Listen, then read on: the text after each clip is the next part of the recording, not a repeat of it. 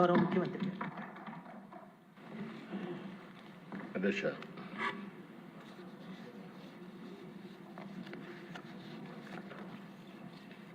ఒకటి వ్యవసాయం, రెండు హౌసింగ్ మీద ఇద్దరు మంత్రులు కూడా చాలా కూలంకషంగా డీటెయిల్స్ అన్ని ఇచ్చారు. అయితే ఇది అతి ముఖ్యమైన సబ్జెక్ట్ కాబట్టి కొద్దిగా హైలైట్స్ మాత్రం ప్రభుత్వ విధానం కింద నేను ఎక్స్ప్లెయిన్ చేయాలనుకుంటున్నాను. అధ్యక్ష, వ్యవసాయం చూస్తే మన రాష్ట్రం ముఖ్యంగా వ్యవసాయం పెద్ద ఎత్తున సాగు చేసే రాష్ట్రం. ఈ సంవత్సరం దేశ వ్యవసాయ వృద్ధి రేటు 0.39. అదే మన రాష్ట్రానికి వస్తే 7.83% వృద్ధి రేటు వచ్చేది నమోదైంది. ఇంకొక పక్కన దేశ మన జనాభా రఫ్గా 4.2%. ఇండస్ట్రీ కానీ సర్వీస్ సెక్టర్ కానీ దానికంటే తక్కువే ఉన్నాం. కానీ వ్యవసాయంలో మాత్రం నేషనల్ జీడిపిలో 10% కాంట్రిబ్యూట్ చేసే ఏకైక రాష్ట్రం, అంటే మోర్ దెన్ డబల్.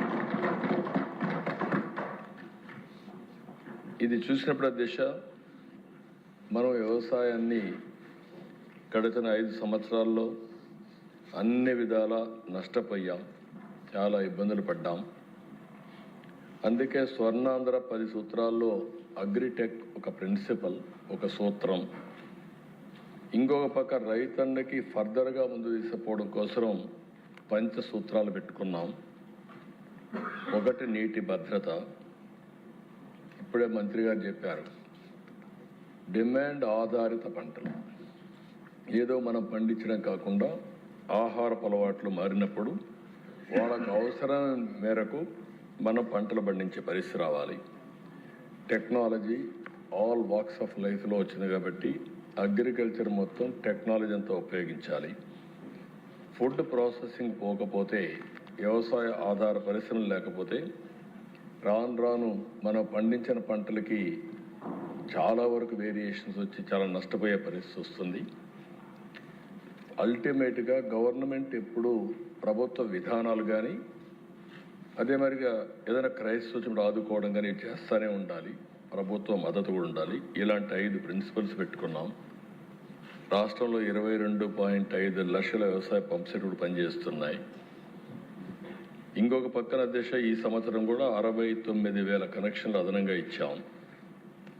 ఒక్క వ్యవసాయానికి మనం చూస్తే 13,722 కోట్ల రూపాయలు 26-27కి ఒక్క కరెంటు మాత్రం ఉచితంగా ఇవ్వడానికి కేటాయించాం.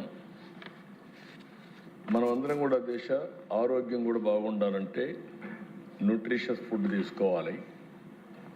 పంటలు కూడా బాగా రావాలంటే దానికి సాయిల్ హెల్త్ కూడా చూసుకోవాల్సిన అవసరం ఉంది. దీనికోసమే మైక్రో న్యూట్రియంట్స్ కూడా వెళ్ళి ఈ సంవత్సరం అయితే పెద్ద ఎత్తున దగ్గర ఒక 1,250 మెట్రిక్ టన్నులు మైక్రో న్యూట్రియంట్స్ కూడా సరఫరా చేశాం. అన్నదాత సుఖీభవ దిశ కొంతమంది మాట్లాడుతున్నారు. 20,000 రూపాయలు ఇస్తామని ఎన్డీఏ చెప్పాం. 3 ఇన్స్టాల్మెంట్స్ కేంద్ర సమానంగా రాష్ట్ర వాటా కింద 14,000, కేంద్ర వాటా కింద 6,000, మొత్తం 20,000 ఇస్తున్నాం. అయితే ఆ దేశం ఎవరైతే విమర్శిస్తున్నారో వాళ్ళు చెప్పేది 7,500 రూపాయలు వాళ్ళు రైతులకు ఇస్తే ఈరోజు 14,000 రూపాయలు రాష్ట్ర ప్రభుత్వం అంటే 2 ఇస్తున్నామని చెప్పి కూడా నేను మీకు తెలియజేస్తున్నాను. ఆ రోజు ఒక్క రైతుకి డబ్బులు ఇస్తున్నామని చెప్పి మిగిలినవన్నీ కట్ చేశారు. అంటే వ్యవసాయాన్ని పూర్తిగా నిర్వీర్యం చేసే పరిస్థితికి వచ్చారు. ఈరోజు మనం నిన్న కూడా మినిస్టర్ గారు వీళ్ళందరూ మాట్లాడారు, మీరు చూశారు. 47 లక్షల మందికి ఇన్పుట్ సబ్సిడీ 310 కోట్లు ఇచ్చాం. ధాన్యం కొనుగోలు దిశ రికార్డు స్థాయిలో 24 గంటల్లో వాళ్ళ అకౌంట్లో వేసాం 10,876. ఇది కాకుండా దిశ మీరు ఒకసారి చూస్తే 1,670 కోట్ల రూపాయలు బకాయిలు పెట్టిపోతే ఆ బకాయిలు కూడా చెల్లించే పరిస్థితికి వచ్చాం. వీళ్ళు రైతులు ఆత్మహత్యలు ఎక్కువ జరిగే ఆ కాలంలో వాళ్ళు బకాయిలు పెట్టిపోతే 5,67,00,000 ఈ ప్రభుత్వం వస్తారు, అది కూడా పే చేశాం.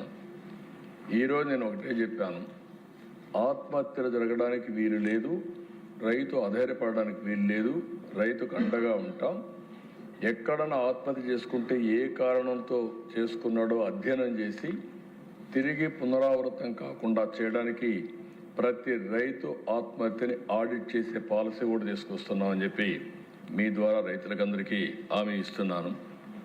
ఇంకొక పక్కన దిశ యాంత్రీకరణ. ఈరోజు మోడర్న్ ఏజ్లో యాంత్రీకరణతో ముందుకు పోతున్నాం, సబ్సిడీలు ఇస్తున్నాం, ఊబరైజేషన్ తీసుకొస్తున్నాం.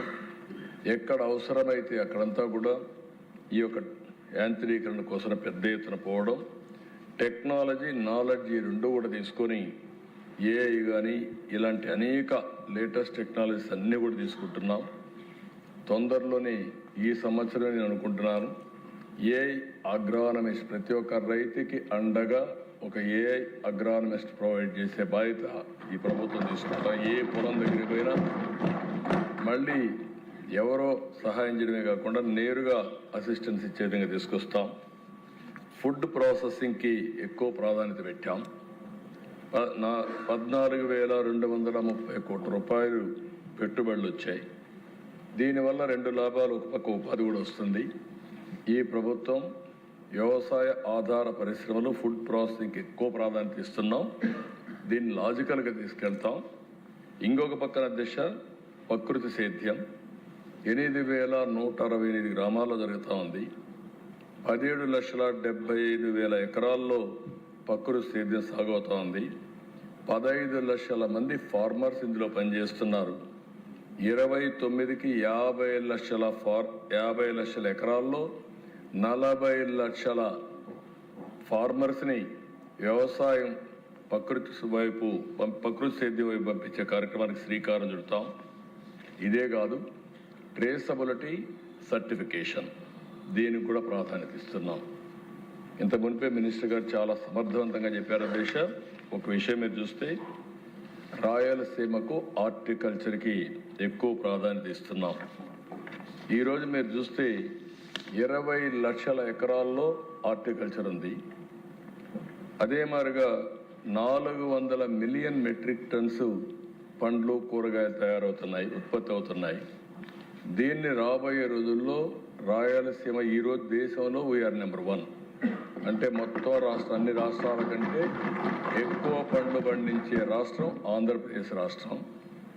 దీన్ని 20 లక్షల నుంచి 40 లక్షలు చేసి 400 మిలియన్ మెట్రిక్ టన్స్ నుంచి 1,000 మిలియన్ మెట్రిక్ టన్నులు చేసి ప్రపంచానికే నెంబర్ 1గా రాయలసీమ హార్టికల్చర్ హబ్గా తయారు చేస్తాం. దిశ దీనికి ఒక ప్రాజెక్ట్ కూడా తయారు చేశాం. క్లస్టర్ విధానం పెట్టుకున్నాం.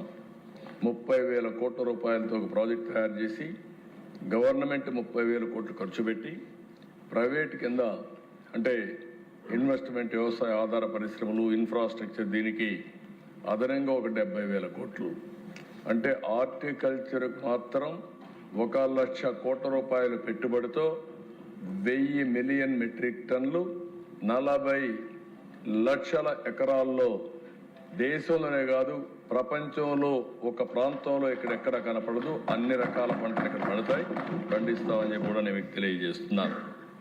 ఇదే కదా దిశ, ఓసారి పంటలు వేసినప్పుడు ఒడిదుడుకులు వస్తాయి, పొగాకు. ఇక్కడ మన రాష్ట్రంలో మేము ఆలోచించే విధానం అన్నీ కూడా వాణిజ్య పంటలకు వెళ్ళాలని, రెండోది రైతుకు గిట్టుబాటు ధర రావాలని.